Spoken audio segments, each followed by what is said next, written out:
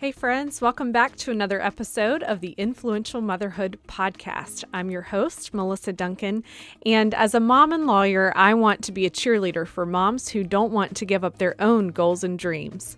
Around here, we celebrate moms who are making a difference and talk about ways to juggle work, motherhood, goals, faith, self-care, and more.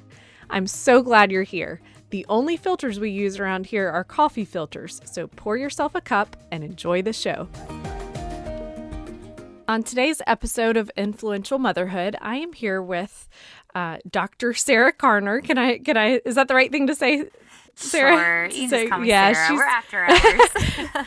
Okay, all right. So Sara is a dentist, and she owns. She's a co-owner of Cornerstone Dental Associates in Shelby, North Carolina.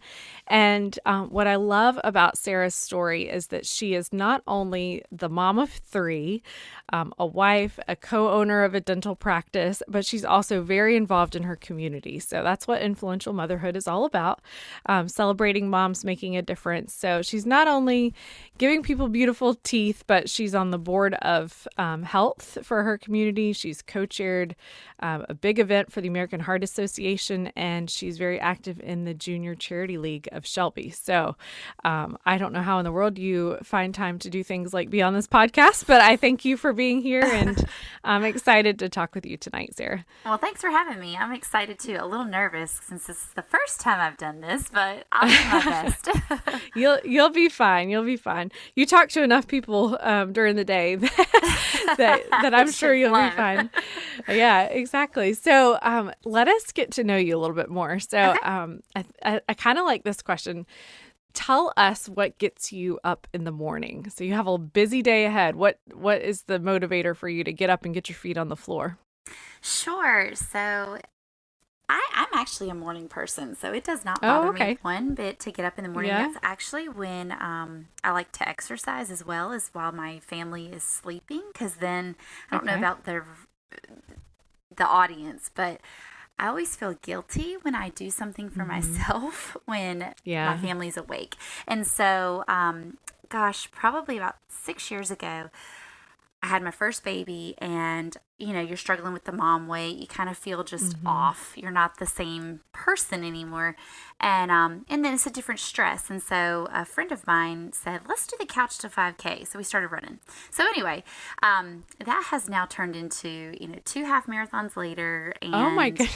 I know. I don't know. I'm crazy sometimes. And you had never been had you ever been a runner before then? No, I hated running in high school. Oh, that's so funny. I would cringe when we had to, run a mile. So this was like completely different, but I'm going to call that my entrance into motherhood because it was after my firstborn that I decided that would be a good idea. And it has. It's been a great stress reliever with a full-time job and children, a husband, and then just natural, like things that all of us just tend to hold on to and worry about. It's a good release for me. It's cheaper than therapy, right? So that's exactly right. But it was, so I do like to work out in the mornings, but then too, I love my job. I have always been like this. I've loved helping people and being involved and trying to do my best to be there for others. That is hard when you have a family because you have other people that really need you. So it is hard to balance. But I think that passion of just wanting to help others on a daily basis, that's what gets me motivated. It's funny to say, I love teeth because it seems so corny. But, I mean, it's more than that. It's the people behind the teeth. It's the relationships you're building with these people. My sister is a hairstylist, and so we joke that between her and I, we're kind of like the therapist sometimes for our patients, for our clients or patients. That is true. A lot of people, will sit in the dental chair and say, I really don't want to be here. And sometimes that turns into, you start digging into it. Well, tell me why. It goes into experiences or personal things. And so sometimes it is just listening to that person and hearing what their fears are or their concerns. Some people, it's amazing how your smile can affect your self-esteem. And so one of the most, some of the most rewarding cases are the cases where you can take someone who's ashamed to smile and give them a smile they're proud of. I always think about this one guy. He came in real meek and mild. He had all of his teeth extracted, so he didn't have any teeth. And so, of course, he's trying to hide it. Well, we got him some teeth, and he walked out of there with this strut and asked me to join him for Thanksgiving dinner. Oh, my goodness. So that's awesome. It's kind of neat. I mean, of course, that's an extreme case, but there's an emotional component to someone's smile, and it's fun to be a part of that and to help give people the confidence that they deserve. So anyway, that definitely drives me on a daily basis. And like I said, I love my job, even the stresses of it, although I might not like it at that time. Looking back, it's worth it. So yeah, that's amazing. So what time do you get up? So on the days that I run, I usually a friend of mine, she meets me, and we run around 5:15 to about 6 o'clock. And then depending on if we have a race or anything, we might increase the time. I think the earliest we ever got up was like 4:45. Wow. And met to run because we were training for a half marathon at the time. Yeah. So that's amazing. Well, early good for mornings, but it also turns into kids go to bed at 8:39, and that's your bedtime too. Yeah, because you got to get your sleep in for sure. That's right. Yep. So did you always want to be a dentist? When you look back to Sara as a little girl? No, I wanted to be a singer. I had other aspirations. I can't sing, so I don't know why I went, but that was something I liked to do at that time. So I was going to be a singer. I think it was about, it was high school. It was career day. I don't know if you guys had that at your school, but I think that's pretty common. And I don't know, it just started getting me thinking. I think it was my junior year of high school, and it started really getting me thinking about, oh my gosh, what am I going to do for the rest of my life? Yeah. So I remember sitting at the kitchen table with my mom and dad and just kind of going through, okay, well, what things do you like? What do you want to be the boss, or do you want to not, do you not want to have that responsibility?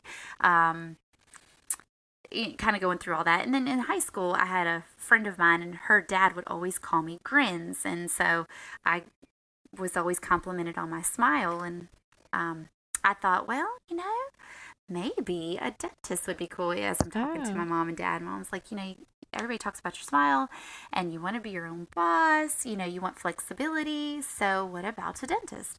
And started pursuing the thought of being a dentist. I went and observed my dentist for a little while. I had a boyfriend at the time. His mom worked at a dental practice, got a job there after high school as, in a little internship in the summer to expose me to it. And I loved it. So loved how every day is different, and you can kind of get your hands. It's kind of neat because not only is it like a puzzle every day you're problem solving, but it's also you get to be artistic. And growing up, I used to paint. My grandparents were very artistic, and so my grandmother actually has a little painting book out published, and that's what we did. We would go spend a couple weeks in the summer with her, and we would paint in her basement. So gotta credit her some of this artistic ability. Yeah. Well, I never really thought about that, but I mean, I know, just a little bit of something can make a difference, right? I mean, like if you're having to kind of paint something on, or it's I don't know even know what to call it, but like if you're having to paint a spot or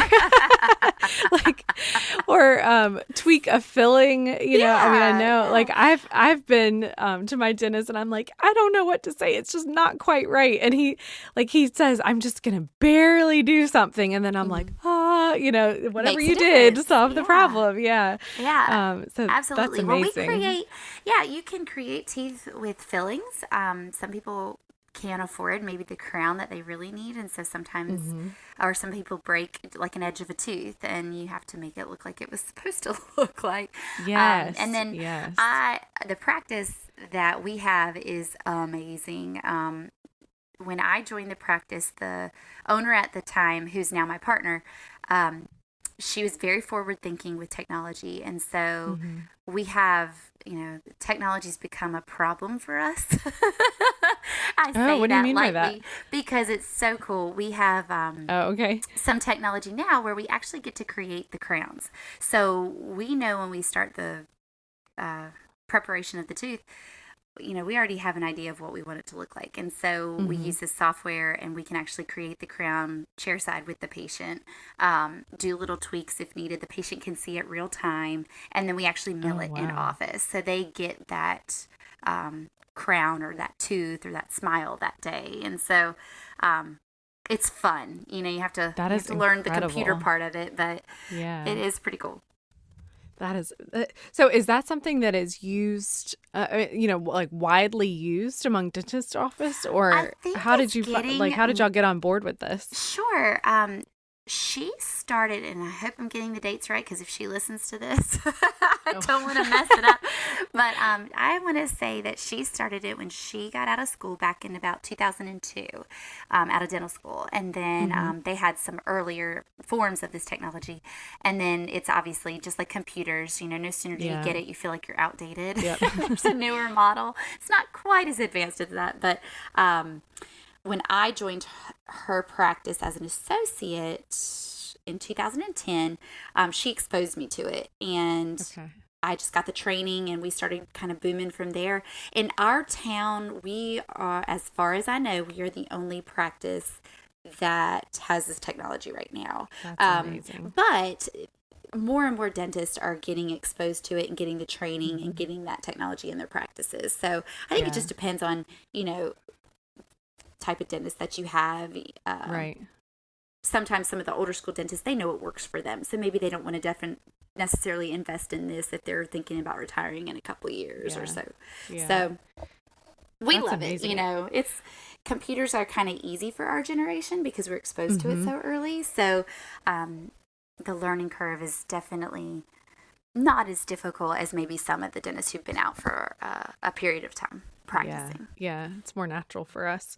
Yeah. So I'm looking at a picture of your team, and what I love is, Shelby, North Carolina is not like the biggest city it is in North Carolina, at all. but you have a big team of folks. And so tell us a little bit about the practice and, has it always been a big practice or, how did it grow? Because it looks like a big team of folks. It is. It has grown and still growing, which is exciting. When I first started, it was the owning dentist. She had 3 assistants at the time.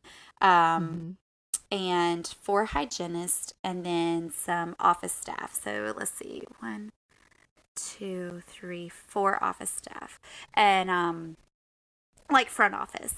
And at the time, she had an associate that was there, so that's where it had grown. The associate didn't work out, and so she was trying to find another associate to kind of help take on some of the patient base.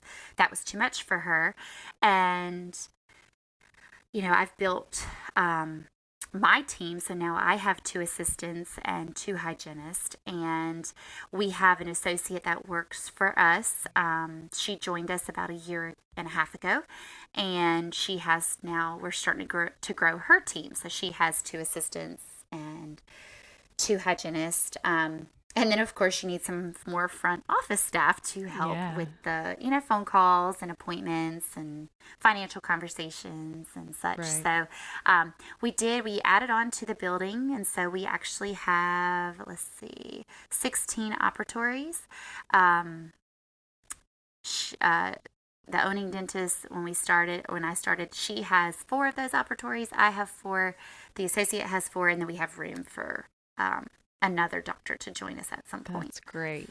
That's incredible. It's exciting. It's pretty neat to look at. We've got some great consultants that we use, and it's neat to kind of look at it year by year.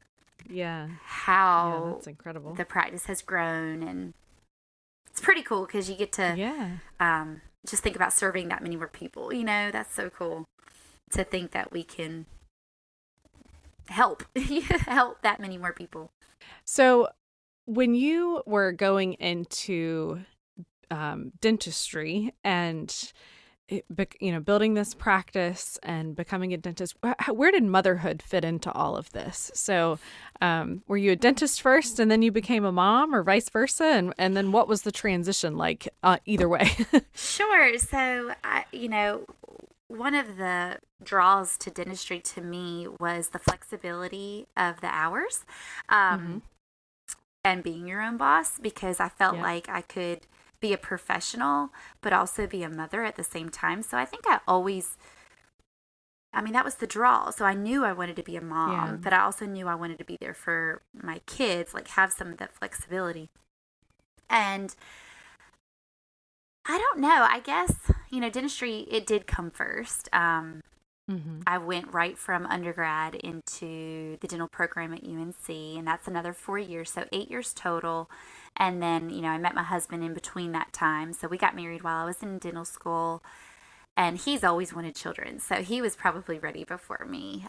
In my head, oh my gosh, I have to get my career figured out. And, if everything was perfect and you could plan every single thing, it would be great, but it's just not like that. So we knew we wanted to have a baby, and, started taking those steps to have a baby, and it came a lot quicker than either one of us expected. Oh.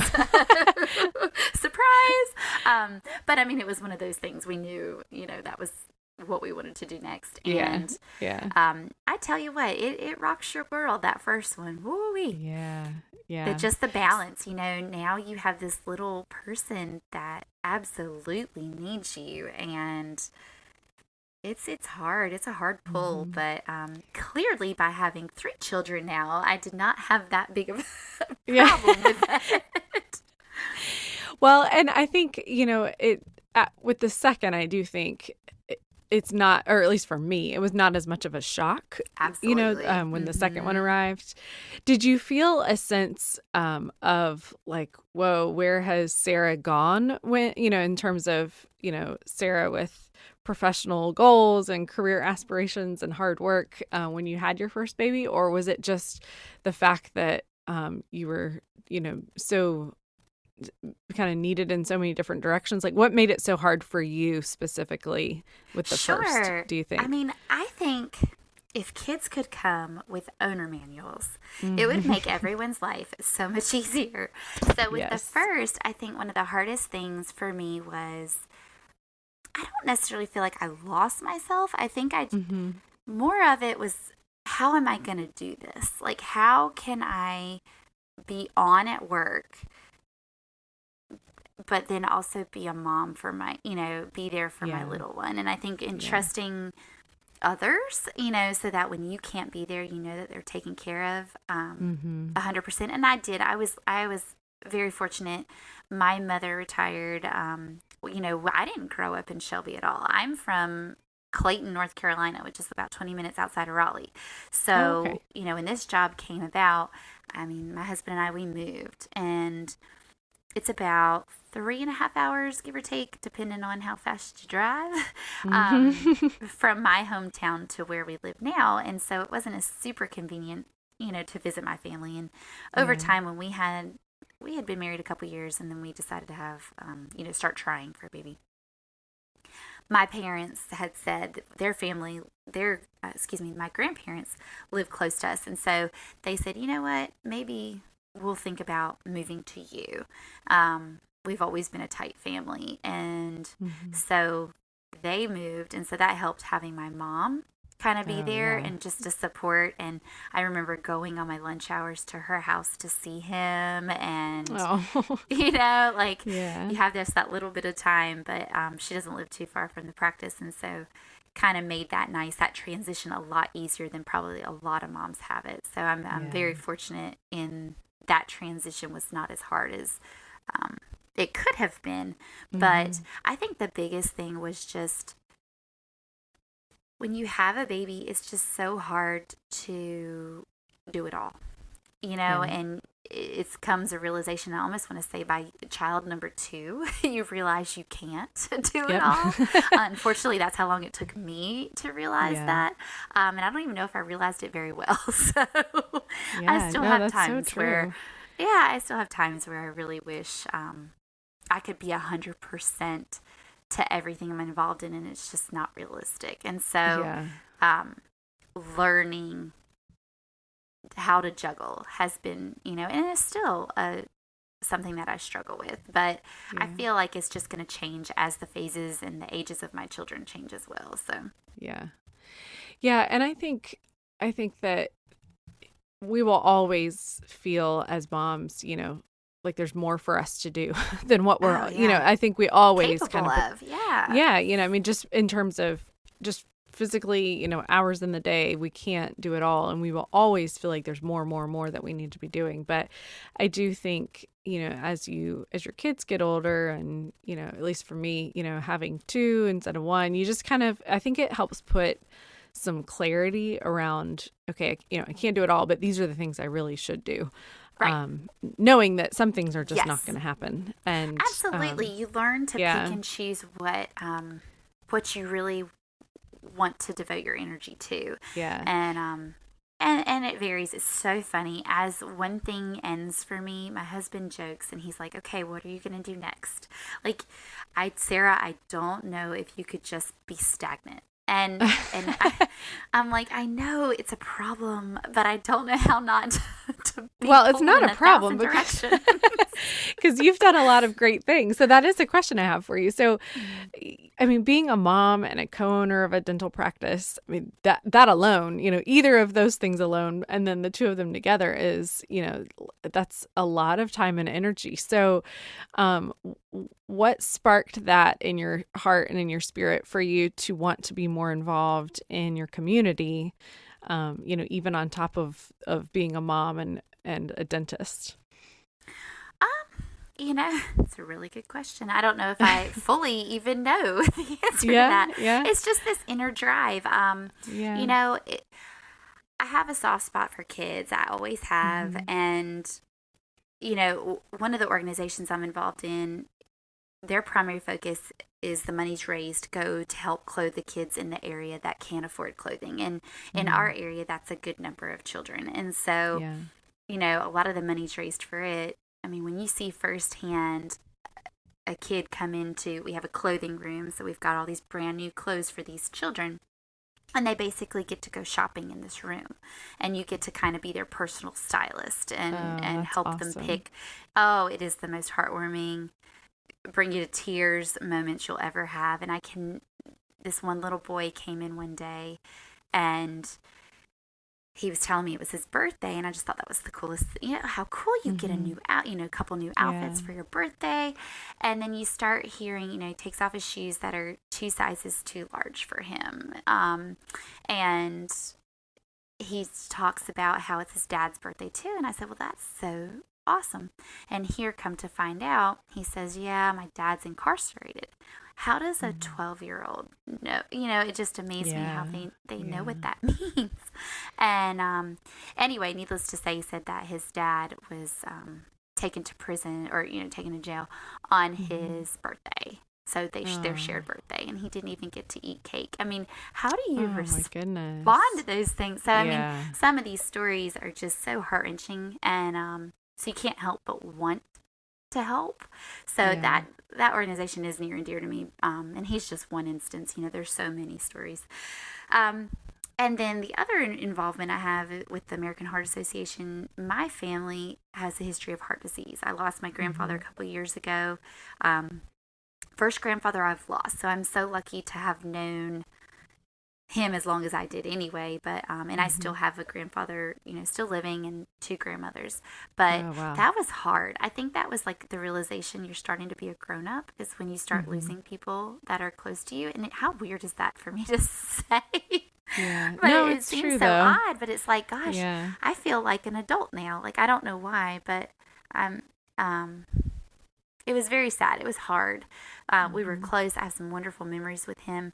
And when I moved here to this area, that was one of the organizations that the owning dentist was involved in that I ended up partner with. And I couldn't be more thankful that she got me involved with that, because it is near and dear to your heart. You know, so many people are affected by heart disease and some don't even realize it. And then two, it goes hand in hand with my other passion, which is dentistry, oral health. You know, your heart, believe it or not, your mouth is linked to your heart. And so, you know, unhealthy gums. I've heard that before. Yeah, it's linked. And so unhealthy gums, it has an effect on your heart. And so it's pretty cool to be able to make that difference, where not only does it hit personally, but also if it hits a professional side of me as well. Yeah. Yeah. So go ahead. Oh, well, I was just going to say, I had heard that before and forgotten it until you just said it, that there is this link between, you know, your oral health and heart disease. And so that's neat that you've been able to be so involved with, you know, the American Heart Association. And I referenced in the beginning that you had helped raise some money, but tell us about that event and how much you raised, because when I saw the number, I was like, oh my goodness, that's incredible. Well, I mean, for our small community, oh man, that was a labor of love, but it was, you know, looking back, as stressful as it was, because I don't know, whenever you commit yourself to something, you want to do it the absolute best you can. And so a lot of it required sponsorships in the area. And so the American Heart Association, they have different events that help raise money, not only for education, but for research. And then what's cool about the AHA here, and it's the Charlotte branch that kind of branched out to us. And the Heart Association has been involved in our community for a while. We have a cardiologist in town who he's actually retired now, but he actually kind of brought the Heart Association to Cleveland County, and it's kind of been there for a while. So I was excited and honored to be asked to help co-chair this event. Yeah. And basically you're raising money, but what's cool about it is you actually get to, that money raised, a portion of it can stay in your community. So, which is one of the reasons I agreed to do it, is it can give back directly to the people that I see on a daily basis. So we got to, my co-chair and I got to come up with how we wanted it to affect our area. And so we came up with 3 different ideas of how, okay, if we can raise this money, this is how we want it to come back. And so a portion of it's going to go to Boys and Girls Club to help with healthy eating, create a little garden so that they can learn about healthy eating, you know, exercising, all the things that kids should know to help start, you know, getting out of obesity, trying to have a healthy heart from the beginning. Secondly, we're going to reach out to different high schools. And so during the real popular high school games this year, you know, just exposing them to CPR. What is CPR? Maybe doing a CPR halftime where everybody learns the basics of CPR. And this money is able to help us do that. So it's just bringing more awareness and educating our area. So that's cool. Wonderful. And we ended up raising over $100,000. And so our goal was 100. And so to exceed that was just amazing. It was an awesome feeling to think that we are going to be able to help make a difference, not only on a national level, because that's where a lot of the, you know, the funding typically goes, but right here in our own backyard. Yeah. So, well, like you said, cool. And yeah, I mean, that's amazing. And congratulations on that huge accomplishment for, you know, for your community and the American Heart Association. And like you said, you know, so cool to be able to see it directly impact the people that sit in your chair, you know what I mean? And, absolutely. And that, I just think that's really neat. So when you were, you know, finding ways to be involved in these organizations that meant a lot to you, you know, I hear a lot of moms say, well, I want to be involved, but I don't really know where to start. Or maybe they're stay-at-home moms, and so they're not naturally plugged into, the right kind of people or places where they might be able to kind of make those connections. Being so involved, what tips do you have for a mom, whether she works or stays at home or, you know, whatever, but a mom who is looking for ways to be involved in her community? Kind of what's the launching point, would you say? I was fortunate enough to have a close relationship with someone who was super involved. And so that helped kind of spearhead, and I was able to get involved in through some of these different organizations through that person. They just kind of introduced me. I think for any mom, if they have a certain passion, just to reach out. You could be at the library, just network. It's at the end of the day, I feel like life is a lot about networking. You never know, even on an airplane, who you're going to sit beside and how they could possibly help fuel your passions. And unfortunately, I did not meet this person on the airplane, but but there are some cool stories of people who have, and just talking to them, getting outside your comfort zone, and also just remembering what's near and dear to your heart and looking into that aspect of how you can get involved. I have these great ideas sometimes, and sometimes it's real hard to figure out how am I going to put that idea to fruition. And I think the biggest thing is just making a list of what you really want to tackle, and then just try to almost, it's like I said, problem solving, which I do on a day-to-day basis with my patients. But you kind of problem solve, how can you do that, and write it out. Who do I need to talk to? Or if you're not sure who to talk to, start sending emails out. It's amazing, and you can get these emails depending on what it is you want to be involved in. Just Google it. If it is, American Heart Association, look it up. See if there's a chapter near you that you can reach out to and just ask. This is near and dear to my heart. A lot of these organizations are looking for volunteers. Would absolutely love volunteers, and the volunteers that kind of seek them out. They're going to do 10 times, they're going to move mountains, basically, is what I'm trying to say. Yeah. So, and I was going to say, from what I understand, you don't have to, it's not like you have to present a resume full of, qualifications. No. You just say, here are some of the skill, here's what I could help with. And they'll get you plugged in to, to something. Yes. So, in the couple of organizations I'm in, if somebody came up to me with that absolutely, let's sign you up. Let's get you involved. Let's figure out. We will find a place for you. Find a place. So, that's right. Yeah. But yeah, definitely. Some people, it's hard to do that initial, jump out. I don't want to impose or whatever. You're not. Just get out there and start talking to people and ask around, and if you have friends that are involved in things, ask them, because maybe they can help you get involved as well. Yeah. I love that. Well, you are doing such phenomenal work. So here in a second, I'm going to ask you some, the things we've always wanted to ask a dentist, but maybe have been too scared to ask our own dentist. But before we get to that, I love to hear from really busy moms what your favorite, we like to talk about the balance and the juggle and all of those things, but I think we all as moms are really creative. So I want to hear about what's been your most creative, maybe effective mom hack. So how do you make life work for 3 kids as a busy mom? Survival. Yeah. No. So the things that help me survive, let me just be very honest. And this was hard to do because sometimes enlisting help makes you feel almost like you can't do it. But I have learned, especially with the third, that it is worth it. So, number one, Amazon Prime is the bomb, and it has saved me more times than not, for a class project or... Amen. One of our neighbors, when we met our neighbor up the street, they were like, oh, you're the ones with the Amazon boxes on your porch all the time. And I was like, but I promise it's like, life necessities. It's not like I'm just shopping, it's like... diapers and wipes and all the toilet paper. You don't think I buy toilet paper and paper towels and diapers and wipes?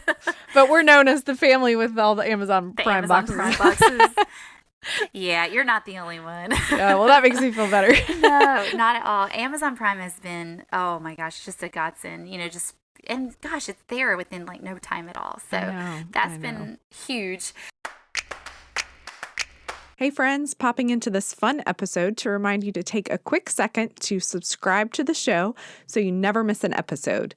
And don't forget, you can also sign up for bonus episodes and content from my monthly newsletter at melissaduncan.com/join. Thanks for listening, and let's get back to the show.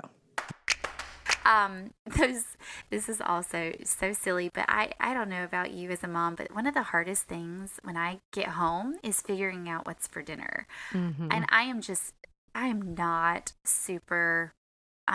the best planner in the world. I do kind of fly by the seat of my pants sometimes. Mm-hmm. So I do try on Sundays to at least have an idea of things we could eat during the week.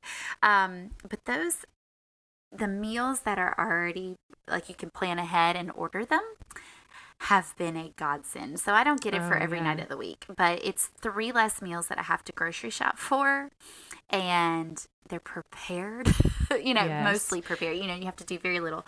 I found a neat one that only takes about 15 to 30 minutes to prepare, because some of them, gosh, I tried the Blue Apron. I tried a couple others, and it's like it takes an hour. Like, there is we don't have an hour in the world that's going to cook for an hour as a little one is pulling at you, telling you you're starving and want snacks the whole time you're making dinner. Yes, so that is my family. Those meals have been. What's the one that you found? Which one did you find that Gobble? It's called Gobble. And it's awesome. So when I was pregnant with my third, some girlfriends, they got together and got me a gift card, which is a great gift card for a new mom. Mm-hmm. Yeah, no kidding. And so basically, I cashed in a gift card for meals, for boxes. And so you can get 2 or 3 boxes a week. You can pick, 2-person or 4-person. And I'm telling you, 15 minutes, 30 minutes, and it's different things. It's not tacos and spaghetti, okay? Which is my go-to meals during the week when I don't know what to cook. Tacos and spaghetti. We always have it in the pantry ready to go. So anyway, we've had, they do burgers, they do Indian dishes, and you can pick, your foods that you like and what you don't like. So it's been good, and I don't really know how to cook, pick out fish. I've just never been a big seafood eater, and so it sends it to your house. My kids and my husband love it. So it's been good to be able to expose, especially my kids, to other meals that maybe I wouldn't feel as comfortable with. Or, you get the recipe and it's like 20 items in the grocery store that you have no idea even where to find them. Yeah. Well, and you'll not going to happen.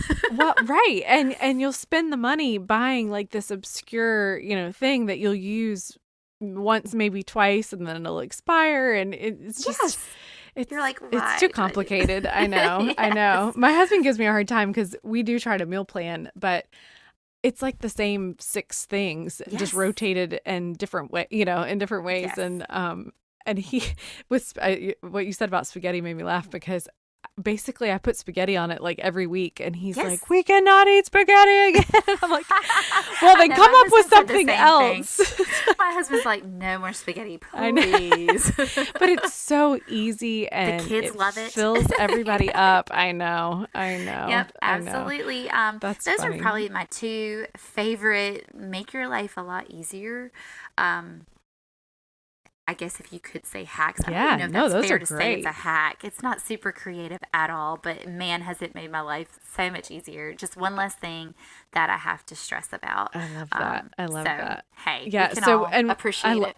I love it. And we're recording this on Amazon Prime Day. So did you buy anything extra special on Amazon Prime Day? Do you know that I have not even been able to look on Amazon at all today? It's been a busy day. We leave for vacation next Monday, and so I'm like, this was the perfect time to have Prime Day. Come on, Amazon. Don't you know I'm leaving for vacation? Well, if you need anything, it can get there before you leave. So that's right. Oh, it was hilarious. Yeah, I know. I'm like, maybe I need one more thing of luggage. I think there's some on sale. So I know. It's the day to get it. But I will tell you, last year I was I have a 1-year-old, and so on Amazon Prime Day, of course, I'm on maternity leave, and do you know I bought so many things, but one of the purchases I bought that I am you have to buy this. It is Okay. the best money spent. It's the Dyson handheld. Oh my gosh, for the little Oh, messes. somebody It else is told me about that. worth it. Okay. You're the It is second worth person to tell whatever me about amount that. it cost. Yes, it's awesome. And I think there's Shark Okay. has a version as well. But of course, it was Amazon Prime Day and they had a big Yeah. discount. So I was like, Okay. I'll I'm have to going to log have to on and check look. that out. Yeah, I check it love out. that. Yeah, that's a great tip. I'll have to see if they're selling it this year. That's That's awesome. right. So let's transition over to the expertise that you bring to the show in Okay, dental tips and sure. things that moms want to ask their dentist but might be too embarrassed to ask. Okay, Or let's squelch some rumors that we all okay. hear from the good old, internet and Dr. Google, and because we all know how convincing that can be. So when would you say that moms should take their kids to the dentist for the first time? I've heard, when they pop their first tooth. I've heard when they're 1. I've heard when they're 2. So put us at ease on when we should take our kids to the dentist. Absolutely. So I went to UNC Dental School, and one of their big programs in the pediatric department is trying to bring awareness and to bring prevention as early as possible to children, because one of the epidemics in this world is early childhood in dentistry. We call cavities caries, but we'll call it cavities just to make it sound more legit, make it more understandable. But basically, lots of kids are coming into the dental office maybe right before their school, let's see, before they start school, or for some reason, a lot of people think 3 years old is the time to bring a kid. Yeah. I would say 6 months to a year. Usually by that time, they should be getting their first tooth. That's when I prefer to see children. Obviously, you're not going to get a whole lot done during the exam, but what it allows us to do is, number one, make sure the teeth are coming in the right area. It allows us to apply a topical fluoride so we can start exposing the oral cavity to topical fluoride. And it's not giant amounts. I know there's a lot of controversy about fluoride. I'm a huge believer in it because I see what it does on a daily basis to my patients. To decrease cavities at such a young age. And a lot of that visit is educating the parent when to brush the teeth, how to brush the teeth, floss as early as possible. Kids nowadays are more and more teeth are touching, which means there's more and more areas for bacteria to stay harbored where the toothbrush can't cleanse them off. And so it is, and this is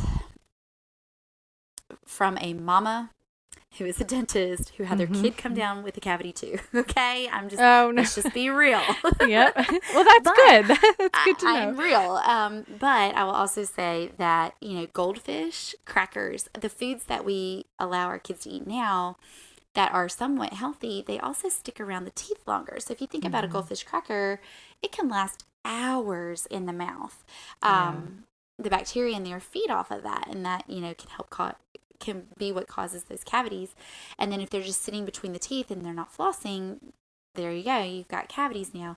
I mean, I see all too often moms come in, the teeth look great to the, just on observation, you take x-rays and now there's 8 cavities the mom didn't even know the kid had. Oh gosh. So it's good to be able to do some of that education early on. Habits, trying to stay away from certain drinks, foods, what foods are maybe a better idea to give your child versus other foods, things along those lines. So I would say before their first birthday is a wonderful time frame to bring your child to the dentist for their first visit. Yeah, that's so helpful to know, because I don't think I brought either of mine that early, because just like you said, I thought, well, they're so little, but now I understand the point is just about so much more than just looking at the teeth. It's about learning how to care for them. So I think a lot of us are kind of squirmy about the idea when you haven't had a kid that's lost a tooth yet. Sure. So when I think about like having to pull a tooth, I'm like, oh my goodness, I get all kind of squirmy about it. I'm like, I don't know how to do this. So what is your tip for parents on pulling teeth at home? assuming the Sure. tooth is loose, like about to fall out. Make But sure it's loose. Make sure it's loose. yeah, let's assume that. There are some fun videos on YouTube about, tying a Nerf gun bullet and shooting it out, taking floss, that's the old school way, take a piece of floss, tie it to a door and slam the door. Oh my gosh. Honestly, if you can numb the gums, you could use Orajel on a Q-tip to kind of numb around the gums. If it's that loose, what's hurting them is just the pinching on the gums. So numb the gums a little bit. Oragel's great. Even an ice cube, so you don't have to go to the store and buy Orajel. Just go to your freezer, get an ice cube, hold it in a paper towel, and then just apply it around that tooth area so it just numbs the gums enough. Then for front teeth, it's real easy to be able to twist. If you can just get a hold of it and twist it, a lot of the times that's the easiest way to get it out of the mouth. Or you can have your kid, whoever your kid's name is, Joe. Brooks. Push it, Brooks. But just kind of move it back and forth, wiggle, wiggle, wiggle. And the more that they're wiggling it, the more it's going to be easier to come out too. Okay. I jokingly say with the kids that don't want anyone to touch their loose tooth, if you can't brush it and keep it clean, it has to go. Oh, so that's a good rule. Okay. It is a very good rule because some kids will just leave it there and it'll be caked up, and then the teeth around it start, the teeth around it are going to get, compromised from it not being clean. And so you got to get it out. Not just that, sometimes it can interfere with the path of the way the permanent tooth is trying to come through. So you need to get it out for that reason as well. But the ice helps as far as the child. As far as the parent, oh man, that can be hard in and of itself. Drink a glass of wine before you. Exactly. Hey, one little glass just to loosen you up. Yep, just to loosen you up. You're just twisting. Close your eyes. Get your fingers on there and close your eyes. That's funny. If it's hard for you to do it, their next dental visit, I'm sure the dentist or even the hygienist probably wouldn't have any trouble, getting it loosened for you or going ahead and funny story is one of my hygienists, we joke with her because anytime somebody has a loose tooth, it ends up being not loose by the end of the visit. There you go. Her suction will, absolutely, they'll close down and her suction will grab it or whatever. It's funny, some of the stories she has of how the teeth, funny. Not even her trying, have just kind of fallen out while they're in her chair. That is so funny. I remember my mom was like the neighborhood tooth puller growing up, and her method was like people would send their kids over to our house for her to pull their teeth, and she would get a warm washcloth and like kind of grip the tooth that way. I don't know what it was about that method, but hey, even like thinking about it though, I'm like, oh my gosh, I don't know. I don't even know. So do you know what is the going rate? Like what is the tooth fairy paying these days? Do you hear that from your patients? Or oh my goodness, I have heard some crazy amounts. Oh my gosh. In my opinion, like I'm still in the old school quarter to $1. Yeah. However, I have some patients that come in, they get $5, they get $100. Oh my goodness. Man, I think the tooth fairy was blind when she put your prize. Yeah, I think she pulled the wrong dollar bill out. Man, oh man. So it varies. I think it's safe to say about $1 is plenty. But whatever you're comfortable with. If you want to splurge and do $100, fine, go for it. Yeah. We just say that, all the tooth fairies vary. And right. Sometimes you get more, sometimes you get less. That's right.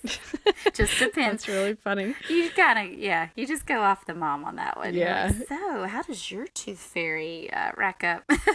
That's so funny. That's so funny. Well, and kids these days probably talk at school, so I'm sure. You gotta give something at least. So exactly. My 7-year-old has yet to lose a tooth. The poor kid. He is so his mama because it took me forever to lose teeth, and so he's 7, and like everyone in his class has the snaggle tooth look, and he still has all of his baby teeth, and he's like, "Mom, when am I gonna lose a tooth?" I'm like, "Honey, it'll happen when it's ready to happen." But so there's not like a certain age, like you should expect it to happen by, a certain age. Chronologically, we have an age, and dentally, we have an age. And so majority of the time, some people will line up exactly, First tooth you lose around 6 years old. Some people will be before that. Some people will be after that. As long as the teeth are present, there's not a major issue. And his poor little bottom two front teeth, which are usually the first you lose, are those front lowers, which are the first ones to typically come in when you're a baby. They're loose. They're just not ready. They're not loose enough. A lot of times they're not going to fall out until that permanent tooth is about 3/4 of the way formed. So once that root's about 3/4 of the way formed, that's typically when those teeth will get loose and fall out, because it resorbs as it's trying to erupt. The root tip of the baby tooth.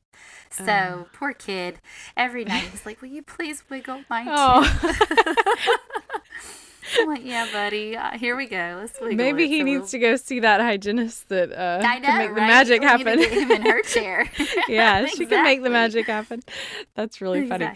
So when parents are looking for a dental office for their kids, what are some things they should be looking for that might be different from, just for those of us who are adults and going to the dentist? Is there anything in particular parents should ask or look for in a dentist office for their kids? Sure. So there are some wonderful pediatric dental practices. And the larger the city you live in, probably the more that there are and have access to. Pediatric dentists, of course, their specialty is kids. And so it's hard to say because, like, our area, we have one. And so because we don't have as many, and I feel comfortable seeing kids, we see kids. So not everybody's general dentist will feel as comfortable seeing children. I would just ask your dentist, if you love them, more than likely they see their family practitioners, so they see everybody. But also you want to make sure that they're comfortable with that, because if the child does need work, it is nice to have them have that treatment done by somebody that they've been seeing on a regular basis. With kids, it's all about trust, building that rapport from the get-go, because the more you can do that, the more cooperative they'll be in your chair. And so if you're doing fillings or other dentistry on them besides just a hygiene visit, you want to make sure you have control and that you can manage it and that they trust you and will follow your leads on things to make the visit as pleasant as possible. So ask your practice that you go to their comfort level, and if not, ask them if they have a pediatric dentist that they've worked with or that they know that they trust. That would be, my biggest thing, because not all general dentists do feel comfortable seeing kids. And if they don't feel comfortable, you don't want your child, especially if they need dental work, to be seen by somebody that doesn't feel as comfortable handling it. But majority of them will let you know. Unfortunately, we don't see children at this age or whatever. So well, that's good. That's a good tip. So is there, as we start to wrap up, is there anything else that I didn't ask about that you feel like us moms who are not well versed in the world of dentistry need to know about our kids and their teeth and going to the dentist? Have I missed anything important? So I guess one thing, because now my latest kick is how can I get more awareness to young children, parents, about their oral health. That's my new thing lately, so I'm working on that. Stay tuned. Oh, okay. But basically, one of the things a lot of people don't realize is you can use a fluoride toothpaste. I know a lot of us, you go to the store, branding's everything. Marketing's everything, and so there's this trainer toothpaste you can give your kids, and it doesn't have any fluoride in it, but honest to goodness, if you can use fluoride toothpaste, but you just need a smear, and a smear is just like not even a pea size. It's literally taking the tip of the toothbrush and brushing it over the top of the toothpaste. That's plenty. And so if they can't spit, the rule used to be, don't give a kid toothpaste until they can spit. Not anymore. The data and the research shows that this is the better way to do it at this point with this epidemic that I mentioned earlier of all these early cavities in children. So do a smear, brush. The most important time to brush is nighttime. A lot of people don't realize that. So if you can brush at nighttime, think about it. They go to sleep. There's not as much saliva flow. The saliva is actually what helps keep our teeth washed off during the day. Kind of helps dissolve and moves that bacteria off the teeth. And so at nighttime, it's just sitting there, it's drying out, because a lot of kids, believe it or not, are mouth breathers. And so that's where the activity is going to occur, where the cavities typically are going to, I don't want to say form, but that's where the activity is going to occur. And so nighttime's the best time to brush. Use a smear of fluoridated toothpaste, whether they can spit or not, and floss. The minute they have teeth, start flossing. There are these awesome things called floss picks, so you don't have to feel like you're wrangling a kid and trying to floss them at the same time as their head's swirling around. There's these little picks. They can pick colors. Walmart, we Walgreens, have those. Yep. Amazon has them. They can show up in 2 days on your front doorstep. They're Crayola. There's a Crayola version. I think. Yeah, that's what we have, and they have different tastes. They have a little taste to them. They do. My kids depending like on to the pick color. a color. Yeah. They're like, oh, I want the pink one tonight, or I want the blue one. So, and you do it for the ones that are too young to be able to make sure that you get it between their teeth, and then like my 7-year-old, he can do it now. He knows the routine. Yeah. When they're old enough to spit, they can do a fluoride rinse, and that's just rinse and spit. That can vary with every child. So, if they cannot spit, don't do it. But, and then too, just some healthy snacks options. Kids can be picky. Of course, we're all going to love chips and goldfish and the things that aren't the greatest for us, that are easy to break down, cookies, things like that. But those foods stick around in the teeth so much longer. It'd be better to give your kid a piece of bread versus goldfish crackers, believe it or not, because the bread will dissolve a lot quicker in the mouth than the goldfish crackers. Drinking milk during meal times is another great tip. And when it's not mealtime, water. Okay, so that's do good. water in between meals for snacks. Just kind of helps set that pH in your mouth, in the child's mouth, back to basic, so it's less likely to have that breakdown activity. Let's see if there's any other good pointers. That's probably the big things. And then, of course, stay away from soda and juice as long as possible. My kids love the Roaring Waters Capri Suns. They're kids, but there's an age where that, is appropriate. So, my 1-year-old will not have that anytime soon, but once they get the taste of it, that's what they're going to prefer. It's sugar, it's sweet. So, sodas, again, that's just the acid of them, and the sugar just breaks it down. So if they have a soda, it's for special meal occasions, and that's what I mean, everything in moderation. Just make sure it's not all the time. So you're not terrible if you serve them a Sprite or whatever. My child has had it too. but all in moderation. We don't keep it in our house, but if we go to a restaurant and he wants a treat, he gets that, and then of course we brush like crazy afterward. Or drink water afterwards, just to kind of neutralize things back. So anyway, those are great. Those are wonderful tips, and just so incredibly helpful. So thank you for all of the knowledge you've shared, not only about teeth, but about how moms can make a difference in their community, because you are certainly doing that. And on top of managing a busy dental practice, and just everything you're doing is incredible. So thank you for sharing your story. Thanks for having me. Yeah, this has been fun. So the last question I like to ask is, what's next for you? What, as a goal-oriented mom, what's next for you? Well, right now, the most current thing next for me is getting my whole family on a plane and going on vacation. Oh, good. That's important. That is so and well deserved. Yeah, so that's kind of the immediate next. Like I kind of alluded to earlier, I have this passion for children, and right now, I've had a couple moms come in lately, and it just breaks my heart. dentistry is like everything. It comes in phases. Certain things come in phases. So 1 month you feel like you're doing extractions the whole month. Next month you feel like you're doing children all month long, you know, like cavities and kids. And most recently I had a couple moms just really break down and just cry and sob after, you know, we diagnosed a few cavities in their child's mouth, saying, you know, oh my gosh, I feel like the worst mom ever. Number one, no, they're not the worst mom ever. And that's what I try to explain. No, you're not. Like, you're doing the best you can. You don't know some of this stuff. So let's just start making small changes to help with that. So my goal right now is trying to get that prevention and the education out sooner.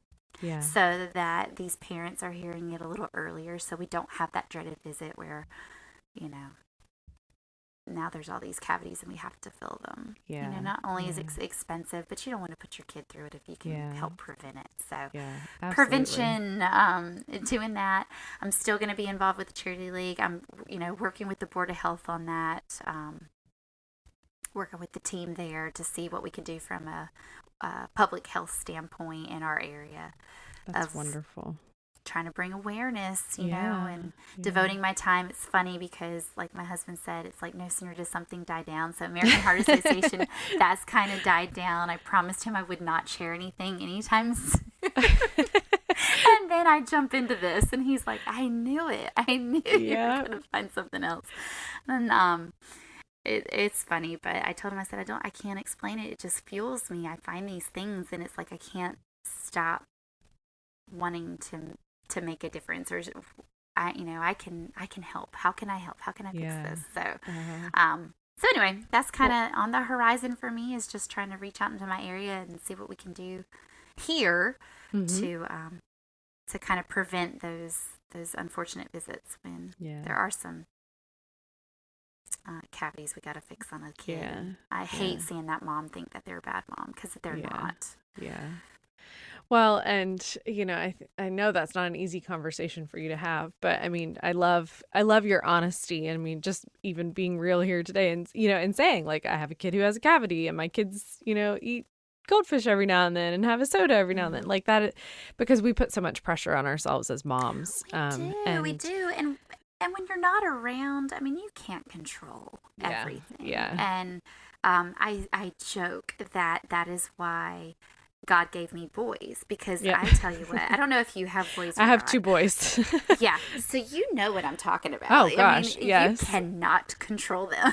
No, so, no. I mean, you know, within reason, boys will be boys, is the saying, and man, is that the truth. Yep. So I joke, I'm like, yeah, I have boys. God gave me all 3 boys because He knew that I needed to give up this control and just just kind of relax. And it's hard though. We all just have to do the best that we can, you know, with the knowledge that we're given, you know, and can learn from, and just, I mean, not be so hard on ourselves, like you said. Just kind of give yourself some spacious grace, you know? I love that. Well, Sarah, I just thank you again, and for everything that you are going to be doing, you know, going forward in your community and for kids and families. I wish you the very best, and look forward to following your journey and seeing where else you get involved and make a difference. So thanks, awesome. Sarah. Well, thanks. Thank you so much. You're welcome. I hope you learned something from Sarah about being involved in your community, taking care of your kids' teeth, and juggling motherhood and work. If you enjoyed this episode, please leave a 5-star rating and review in the Apple Podcast app, because it helps get the show in front of moms looking for episodes just like this one. If you need anything from me, you can find me online at Influential Motherhood, and let me know what you're learning from the show, or just connect and say hello. I hope you'll find a way to influence your work or community for good this week, and I'll see you here next Tuesday. In the meantime, you can listen to other episodes or explore more about the show at www.influentialmotherhood.com. See you next week.